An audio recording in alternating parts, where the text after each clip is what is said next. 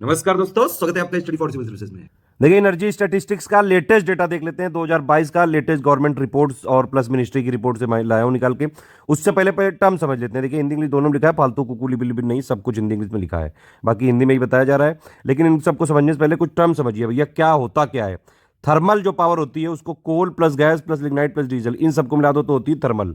ठीक है। Renewable energy जो है इंडिया में एक होती है हाइड्रो, उसको अलग से मानते हैं, तो वो हाइड्रो पावर अलग से उसको कंसिडर किया जाता है, वो लार्ज हाइड्रो पावर होते हैं प्लांट। और एक होता है आरईएस, वो होती है ministry of new and renewable energy, जो इसके हिसाब से जो रिन्यूएबल एनर्जी सोर्सेज है, तो दो तरीके से काउंट होता है रिन्यूएबल एनर्जी के, ध्यान रखिएगा। ठीक, वही चीज हिंदी में भी लिखी लिखी है। ताप विद्युत मतलब कोयला, गैस, लिग्नाइट, डीजल। ठीक है। देखिए, ये ministry of new and renewable energy है, इसका मैं दिखाता हूं आपको लेटेस्ट में क्या चल रहा है। इसके अंदर में कौन कौन सी रिन्यूएबल एनर्जी सोर्सेज है वो तो समझ लीजिए। एक विंड पावर, सोलर पावर, एक स्मॉल हाइड्रो। ये स्मॉल हाइड्रो का क्या मतलब, ये इंडियन गवर्नमेंट के हिसाब से अगर आपकी 25 मेगावाट से कम या फिर उसके बराबर अगर कोई जो है ये मतलब जनरेटिंग कैपेसिटी है तो इसको बोलते हैं स्मॉल हाइड्रो, और अदरवाइज उसको नॉर्मल हाइड्रो या फिर लार्ज हाइड्रो बोल सकते हैं। मैंने यहाँ पे लार्ज लिखा है, वैसे उसको नॉर्मल हाइड्रो पावर बोलते हैं। ये स्मॉल हाइड्रो पावर की डिफिनेशन देख सकते हैं। Development of hydro electric power जो कि 25 मेगावाट से कम या उसके बराबर की जनरेटिंग कैपेसिटी का हो, उसको बोलते हैं स्मॉल हाइड्रो। और जो हाइड्रो पावर है अलग से कंसीडर किया जाता है। ठीक है, चलो पहले लिस्ट देख लेते हैं, नंबर 1 और टॉप 3 वाली। टोटल रिन्यूएबल एनर्जी सोर्सेज में अगर आप देखेंगे टॉप 3 में कौन कौन सा है, राजस्थान नंबर 1, फिर गुजरात, फिर तमिलनाडु, फिर कर्नाटक। तो number 1 position total renewable energy sources में किस स्टेट की है, राजस्थान की। फिर भैया सोलर पावर में इंस्टॉल्ड कैपेसिटी में नंबर 1 कौन सा है, इसमें भी नंबर 1 राजस्थान है। ठीक है, नंबर 1 राजस्थान, फिर गुजरात, फिर कर्नाटक, फिर तमिलनाडु। फिर भैया बायो पावर अगर आप देखें, बायो पावर में होता क्या क्या है ये भी देख लो थोड़ा ध्यान से, और जूम करके दिखा दिया भैया। ठीक है, बायोमास पावर हो गई, बगेसी जो है को जनरेशन, प्लस जो है नॉन बगेसी वाला वेस्ट टू एनर्जी, सब मिला के है ये जैव विद्युत। ठीक, इसमें कौन है नंबर 3, तो बायो पावर में नंबर 1 पे है महाराष्ट्र, नंबर 2 पे अपना यूपी है, नंबर 3 पे कर्नाटक, नंबर 4 पे तमिलनाडु। तो नंबर 1 पे कौन सा हुआ बायोगैस में, इसमें हुआ ये महाराष्ट्र। ठीक है, ध्यान रखना ये।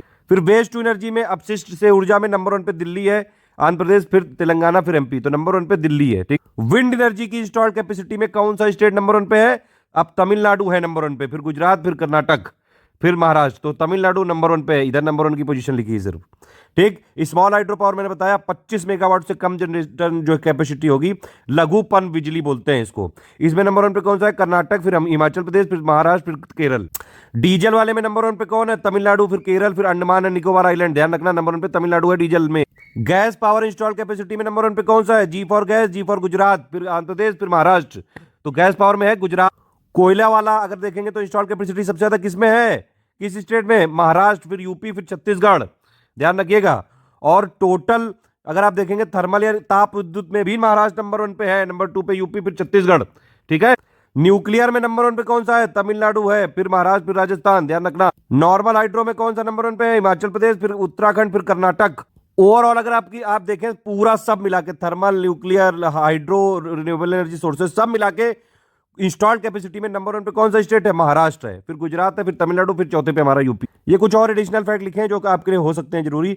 Per capita energy consumption kilowatt per hour per year में अगर आप देखेंगे 2019-20 का डेटा में हाईएस्ट था दादर एंड नगर हवेली। अब तो खैर वो दमन दीव के साथ मर्ज हो चुकी, तो हाईएस्ट था पहले उसमें। ठीक है, और सेकंड पे था दमन दीव, फिर था गोवा। स्टेट वाइज पूछेंगे तो गोवा था। ठीक है, और लोवेस्ट किसमें थी, बिहार में थी। बिजली की खपत सबसे जो है प्रति व्यक्ति सबसे कम किसमें थी, बिहार में। इंडिया में टोटल 23 रिफाइनरी हैं, 18 पब्लिक सेक्टर में हैं, 3 प्राइवेट सेक्टर में हैं, 2 ज्वाइंट वेंचर हैं। रिलायंस इंडस्ट्री की जो जामनगर वाली है वो सबसे बड़ी रिफाइनरी है, ध्यान रखना। अभी एक रिन्यूएबल एनर्जी कंट्री इंडेक्स आया था, कंट्री अट्रैक्टिव इंडेक्स 2021 में, उसमें इंडिया की पोजीशन थी 3rd, यूएस और चाइना के बाद। और ये जो इंडेक्स था ये किसने पब्लिश किया था, अर्न्स्ट एंड यंग। इंडिया ने काफी एम्बिशियस टारगेट ले रखे हैं। पहले हमारा 175 गीगावाट था 2022 तक, अब मोदी जी ने उसको 500 गीगावाट कर दिया है 2030 तक। अब आप ये बताइए ये 500 गीगावाट में सोलर कितनी और विंड कितनी, जल्दी से कमेंट करके बताओ जरा। इलेक्ट्रिसिटी के प्रोडक्शन में बात करें तो इंडिया नंबर 3 पे है। ठीक है, और इंडिया नंबर 3 पे है ये इलेक्ट्रिसिटी के प्रोडक्शन में।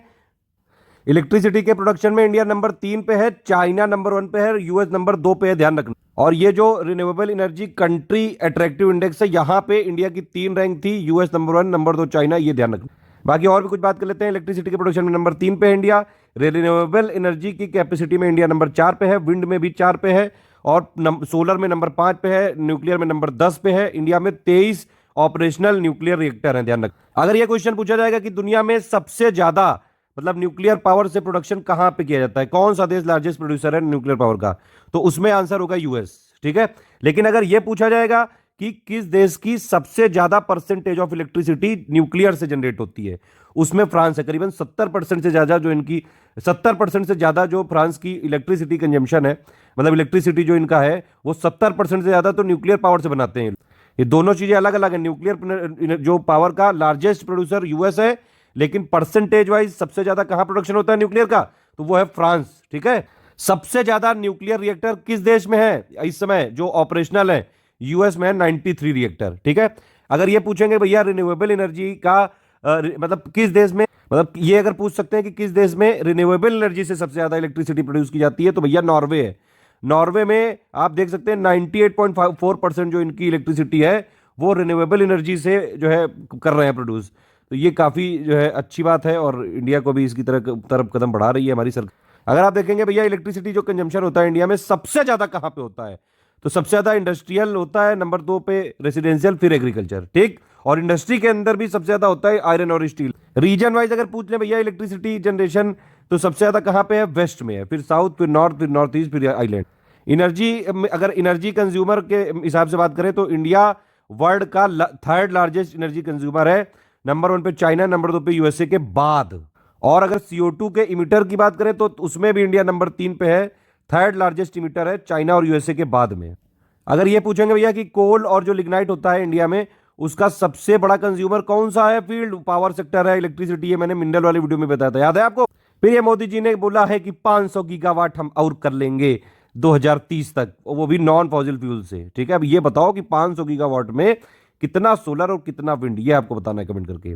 एक और चीज बताइए कि वर्ल्ड का लार्जेस्ट सोलर प्लांट कहां पे लोकेटेड है, जल्दी से बताइए, ये कंफ्यूजिंग क्वेश्चन है। फिर भैया ये देख सकते हैं आप कि ये जो COP26 में हुआ था उसमें ये भी एक और वो बात बोली गई थी कि 50% जो हमारी एनर्जी रिक्वायरमेंट होगी वो रिन्यूएबल से पूरी करेंगे 2030 तक, ठीक है। काफी तेजी से इस पर कदम भी बढ़ाए जा रहे हैं। एक पंचतंत्र टाइप का एक और चीज आई थी, ये भी ध्यान रखिएगा। COP26 जो हुआ था ग्लासगो में, यूनाइटेड किंगडम में, ये पंचामृत है, सॉरी पंचतंत्र बोल रहा हूँ, पंचामृत है ये, इंडिया के क्लाइमेट एक्शन से रिलेटेड है कि 500 गीगावाट नॉन फॉसिल फ्यूल से जो है 2030 तक 50% एनर्जी कंजम्पशन हम करेंगे रिन्यूएबल एनर्जी से 2030 तक, ठीक है। नेट जीरो एमिशन होना चाहिए 2070 तक, और कार्बन जो इंटेंसिटी है इसका भी रिडक्शन करेंगे 2005 के लेवल पे 45% 2030 तक, ठीक। और भैया और भी जो टोटल प्रोजेक्टेड कार्बन इमिशन है उसको भी 1 बिलियन टन से रिड्यूस करेंगे अभी से लेकर 2030 तक। ये फिर लास्ट में मैंने लिख दिया, ये सब मिनरल में बता चुका हूँ डेटा।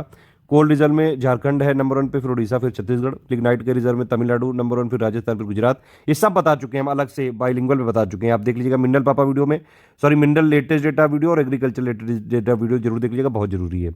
क्रूड रिजर्व में नंबर 1 पे वेस्टर्न ऑफशोर, फिर असम, फिर गुजरात। नेचुरल गैस रिजर्व में नंबर 1 पे ईस्टर्न ऑफशोर, फिर वेस्टर्न ऑफशोर, फिर असम, फिर Andhra Pradesh. Installed capacity of electricity generation में देखेंगे तो थर्मल है सबसे ज्यादा, उसमें भी कोल है सबसे ज्यादा, फिर गैस है, फिर डीजल है, फिर रिन्यूएबल एनर्जी सोर्सेज है, फिर हाइड्रो, फिर न्यूक्लियर। कोल प्रोडक्शन कितना हुआ है ये सब मिनरल में बता चुका हूँ। चलिए एक आध डायग्राम देख लेते हैं। ये मैंने आपको बताया था, ये ministry of new and renewable energy. Installed capacity में सबसे ज्यादा अब सोलर हो चुकी है, विंड नहीं, ध्यान रखना। नंबर 2 पे विंड है, फिर बायोगैस, फिर स्मॉल हाइड्रो। ओवरऑल अगर आप देखेंगे तो ये यहाँ पे देख सकते हैं टोटल इंस्टॉल्ड में सबसे ज्यादा कोल है, फिर रिन्यूएबल एनर्जी सोर्सेज, फिर हाइड्रो, फिर गैस, फिर न्यूक्लियर, ठीक है। ये इंस्टॉल्ड एनर्जी देख सकते हैं लिखा हुआ है। तो टोटल अगर इंस्टॉल्ड एनर्जी कितनी है, टोटल इंस्टॉल्ड कैपेसिटी कितनी है हमारी, अभी मार्च 2022 का लेटेस्ट डेटा है बिल्कुल ये, ठीक है। इसके हिसाब से देख सकते हैं करीबन 4 लाख है, 4 लाख मेगावाट या फिर 400 गीगावाट है। और जिसमें से नॉन फॉसिल फ्यूल से कितना है 40.9%, इसका टारगेट हमने रखा है 50% 2030 तक। और फॉसिल फ्यूल से है कितना 59.1%। और इसमें भी आप देख सकते हैं सबसे ज़्यादा कोल से ही है, 51% कोल से है, 1.7% लिग्नाइट से है, 6.3% गैस से है, यानी कि 24,900 वाट 900 मेगावाट। डीजल से 510 मेगावाट। तो ये सब मिला के टोटल हो गया थर्मल, ठीक है, थर्मल या फॉसिल फ्यूल कह सकते हैं इसको। तो ये वाला है। फिर उसके बाद अगर आप देखें तो ये रिन्यूएबल एनर्जी सोर्सेज में इंक्लूडिंग हाइड्रो लिखा है। ये अपनी ही मिनिस्ट्री में बताइए, अलग अलग मिनिस्ट्री में अलग अलग चीज़ें लिखते हैं। खैर, तो जो MNRE बनी है वो हाइड्रो लार्ज वाला के अलावा बनी है वो, ठीक है। हाइड्रो की जो है कैपेसिटी इतनी 11.7%, सोलर की है 13.5%, विंड की है 10.1%, वेस्ट टू एनर्जी की 0.1%, स्मॉल हाइड्रो की 1.2%, न्यूक्लियर की 1.7% है। तो ये कुछ इंपॉर्टेंट चीज़ें थी। अब ये देखिए, ये एक्चुअली सेक्टर वो मतलब रीजन वाइज है। तो मैक्सिमम जो है कोल, अगर देखेंगे कोल की इंस्टॉल्ड कैपेसिटी कहाँ पे है, वेस्टर्न रीजन में, लिग्नाइट की साउथर्न में, गैस की वेस्टर्न में, थर्मल की वेस्टर्न में, न्यूक्लियर की साउथर्न में, हाइड्रो की नॉर्दर्न में, रिन्यूएबल एनर्जी सोर्सेज की साउथर्न में है, रिन्यूएबल की साउथ में ही है, और ओवरऑल की टोटल वेस्ट में है। ये देखिए मोस्ट न्यूक्लियर रिएक्टर कहाँ पे है, सबसे ज़्यादा यूएस में, फिर फ्रांस, फिर चाइना। इंडिया में कितने हैं, 23 रहे वैसे। ये लेटेस्ट डेटा इंडिया का 23 है, ठीक है, तो ये ध्यान रखिएगा। ये टोटल जनरेशन अगर आप देखेंगे बिलियन यूनिट में, तो ये इस समय कितना है 2020-21 में, 1381.9 बिलियन यूनिट है ये, ठीक। टोटल जो इंस्टॉल कैपेसिटी इंडिया में, उसमें प्राइवेट सेक्टर से करीबन 49%, गवर्नमेंट का 51% है करीबन। तो ये हो गया, छोटा सा डेटा है, देख लीजिएगा, बहुत इंपॉर्टेंट है। बाकी मिसलेनियस पापा वीडियो में इसको अपडेट कर दिया।